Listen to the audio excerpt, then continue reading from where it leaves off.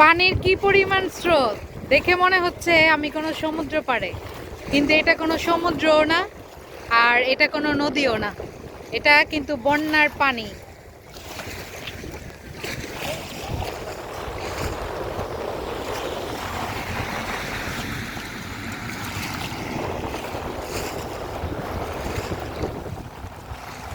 পানি এমন ভাবে বাড়ি দিচ্ছে, বাড়ি খেয়ে খেয়ে একদম রোডে চলে আসছে।